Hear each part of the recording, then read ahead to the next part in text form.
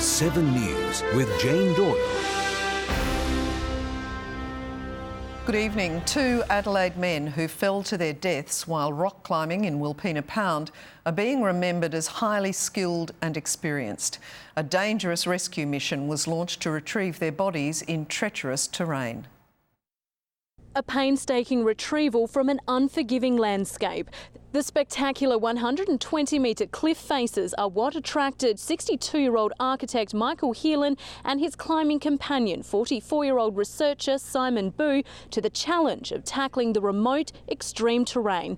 But it was a trip that ended in tragedy. Oh, they were great guys. Both Mike and Simon, really passionate climbers and real part of the climbing community in South Australia as well. Like, most people knew them, you know, they used to climb a few days a week, so they were part of the close-knit community that we have.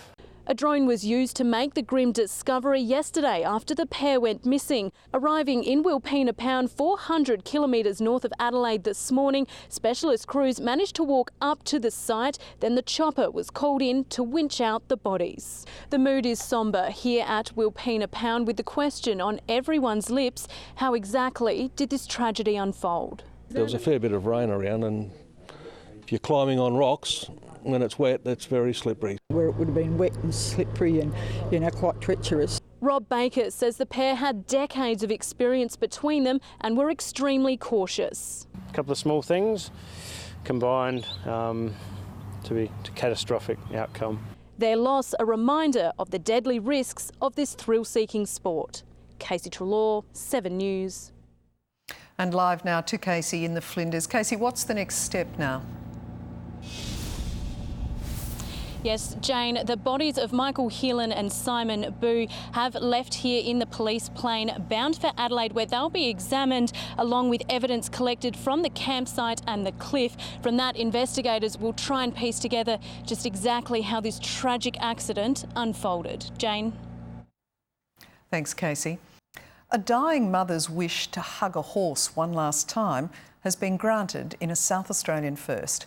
Our cameras captured the moving mission to surprise the talented equestrian who's in palliative care at Flinders Medical Centre. Oh my God!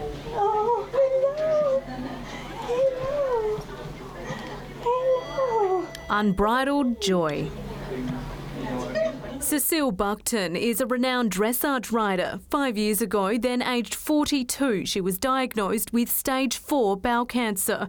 The mum of 3's gruelling treatment didn't stop her from riding. She was still competing with her beloved horse Peanuts last year. Being able to ride him has kept me motivated. With that no longer possible, she couldn't believe her eyes this morning. To actually see a horse walk into somebody's room in a hospital was just precious. Little Miss Moe is the first horse to ever visit a patient in their hospital bed, but this meant having to negotiate a ride in the lift and the busy corridors. Oh my God, she's gorgeous. She's an incredible little pony. She behaved herself so well. The surprise meeting made possible by dear friend Janita. Wandering the corridors with halter in hand, Cecile was proud to show off her new little friend. Overwhelmed by the opportunity to spend some precious time with little Miss Moe, Cecile says she's deeply thankful to everyone who made it happen. Just hope that we can spread more joy and love and keep doing what we're doing. Casey Treloar, 7 News. What an absolutely fantastic gesture. A mother's faith in humanity's been restored after a callous thief robbed her daughter, who has cerebral palsy, of her only means of communicating with the world. In a moving gesture, the family of a little boy who died interstate is donating his device. A touching offer from 2 strangers more than 1,000 kilometres away. Here we are, guys. Here's the device that Jessica can use. Oh, wow. Look at that, Jessica. It's just brilliant. Born with cerebral palsy, 13-year-old Jessica's only way of communicating for the past 6 years has been through her specialised laptop. But in a low act, it was snatched from the family car. It's unfair for Jessica to have had this happen to her.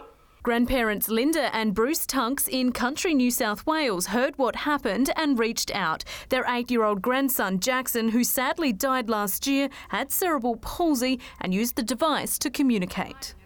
Jackson's is just sitting here going to waste, and I know a little boy would have loved Jessica to have this device. They're just very brave people. Really amazing. In a week, the donated device will make its way to South Australia, a precious gift for Jessica that will not only restore her voice, but her independence. Blow a kiss, ready? Good girl. Casey Treloar, 7 News.